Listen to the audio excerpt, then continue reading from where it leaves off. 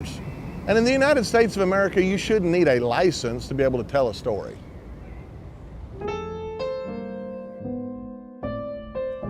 The best part of being a tour guide in the city of Savannah is I get to go on vacation with people every day. When I give my tours at 10 and 2, everybody shows up happy.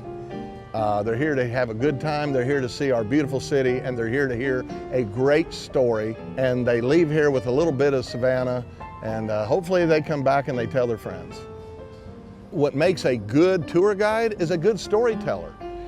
You can read the monuments if you want to learn the history. You can get a book if you want to read about the War of 1812. But they're not going to tell you the backstories. They're not going to fill in with the color.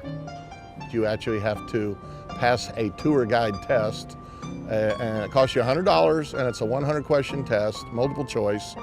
And after you pass this test, they give you a license that allows you to give tours in the city of Savannah.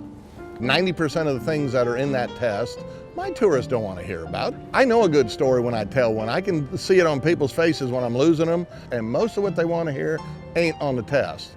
There's nothing in it about ghost tours. How are you going to dictate the proper ghost tour? I can tell y'all there's 14 ghosts hiding in a trash can. Call me a liar. I can't prove the ghosts are in there, and the city of Savannah can't prove they're not.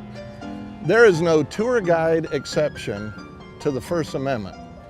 The First Amendment's freedom of speech protection applies to everybody, whether it be a tour guide, a songwriter, the media, a poet, or anybody who talks for a living.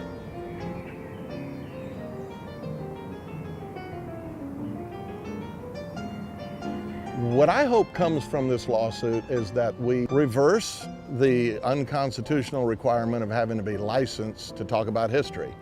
And I hope it opens up the market for people who would like to be tour guides. And I think those that are good at it will prosper, and those that are not will go away. It's very simple.